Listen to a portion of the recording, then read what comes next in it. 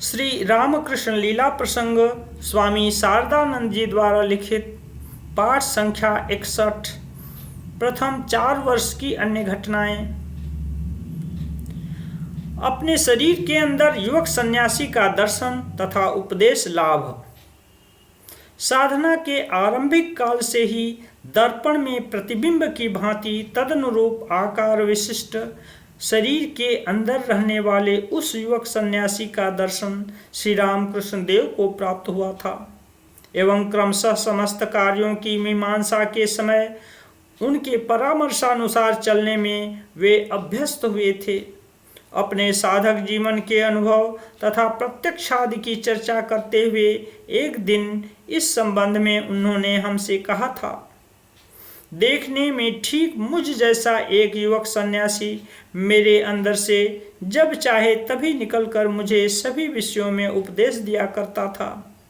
इस प्रकार उसके बाहर निकलने पर कभी मुझे यत्किंचित बाह्य ज्ञान बना रहता था और किसी समय बाह्य ज्ञान एकदम विलुप्त होकर जड़ जैसी दशा को प्राप्त होकर मैं उसकी चेष्टाओं को देखा करता था तथा उसकी बातों को सुना करता था। उसके मुंह से मैंने जो कुछ सुना था, ब्राह्मणी तथा न्यांगटा यानी श्री तोतापुरी जी ने आकर पुनः मुझे उन्हीं तत्वों का उपदेश दिया था। मुझे जो विदित हो चुका था उन लोगों ने वही अवगत कराया था। अतः मुझे ऐसा प्रतीत होता है कि शास्त्र विधि की मर्यादा रक्षण के निमित्त ही गुरु के रूप में वे मेरे जीवन में उपस्थित हुए थे, अन्यथा न्यांगटा आदि को गुरु के रूप में ग्रहण करने का और कोई कारण दिखाई नहीं देता है। सिउड़ जाते समय मार्ग में श्री रामकृष्ण देव को दर्शन लाभ। उक्त दर्शन के संबंध में भैरवी ब्राह्मणी की मीमांसा। साधना के प्रथम 4 वर्ष के अंतिम भाग में श्री रामकृष्ण देव जिस समय कामारपुकुर में थे, उस समय उक्त विषयक एक और अपूर्व दर्शन उनके जीवन में हुआ था। पालकी पर सवार होकर कामारपुकुर से सिउड़ गांव में हृदय के घर जाते समय उनको वह दर्शन प्राप्त हुआ था। वही बात अब हम पाठकों के सम्मुख रखते हैं।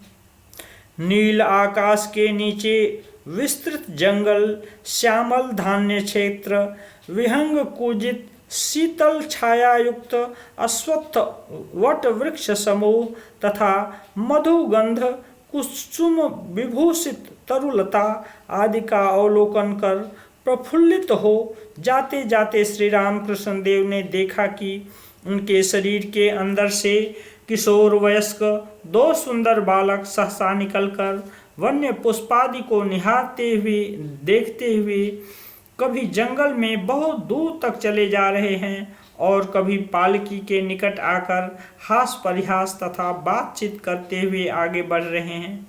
बहुत देर तक इस प्रकार आनंद पूर्वक खेलने कूदने के पश्चात पुनः वे शरीर में प्रविष्ट हो गए। इस दर्शन के लगभग 1.5 वर्ष बाद दक्षिणेश्वर में ब्राह्मणी का आगमन हुआ था।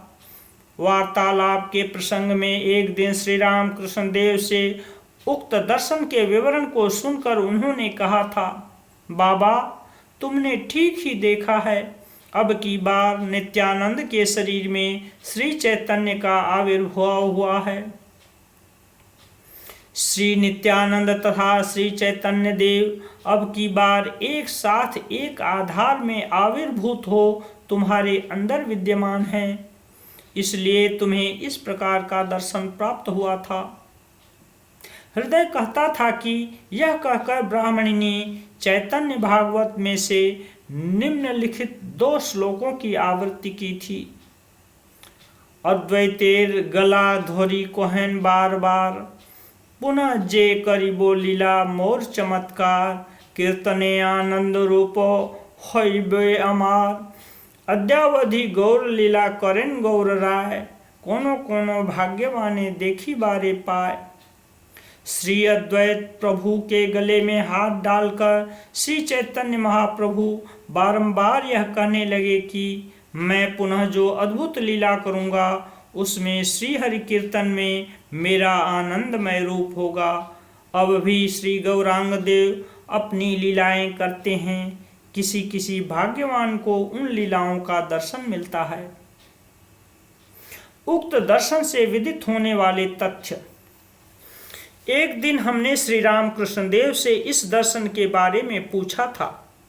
उत्तर में उन्होंने कहा था, वास्तव में मैंने इस प्रकार देखा था तथा उस विवरण को सुनकर ब्राह्मणी ने भी वैसा ही कहा था। यह बात भी सत्य है, किंतु उसका यथार्थ तात्पर्य क्या है यह मैं कैसे कहूँ।